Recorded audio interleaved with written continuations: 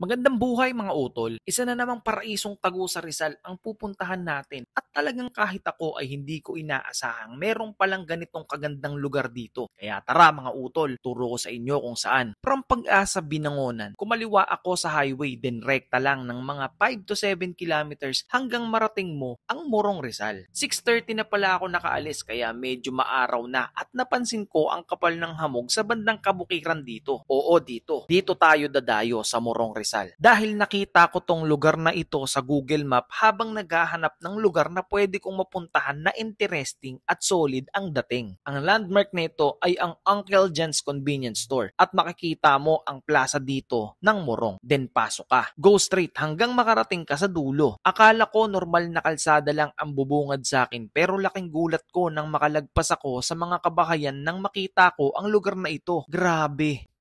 Isa tong lugar na ito na hinahanap ng mga mata ko at ng katawan ko. Napakalawak na kabukiran at mga kabundukan na napakagandang tingnan dahil sa sinag ng araw. Duckling Society pala ang tawag sa lugar na ito. May mga lokal din dito at kahit Lunes ngayon ay talagang may mga pumupunta para sa kalusugan nila. Nagja-jogging, mga nagpapaaraw at yung iba dito din nag-aalmusal. Sabi nga ng isang nakausap ko, sobrang dami din daw talagang pumupunta dito lalo pag Sabado at Linggo ng hapon. Kaya sana sa susunod makabalik ako dito. At tingnan nyo naman, sobrang linis. Napakasarap sa mata. Sure ball na pag lumanghap ka ng hangin ay talagang sariwang sariwa. Dito na din ako nagkape habang dinadama ang sarap ng araw na tumatama sa aking likod. At ang tunog ng kapaligiran, mapapa-thank you Lord ka na lang talaga.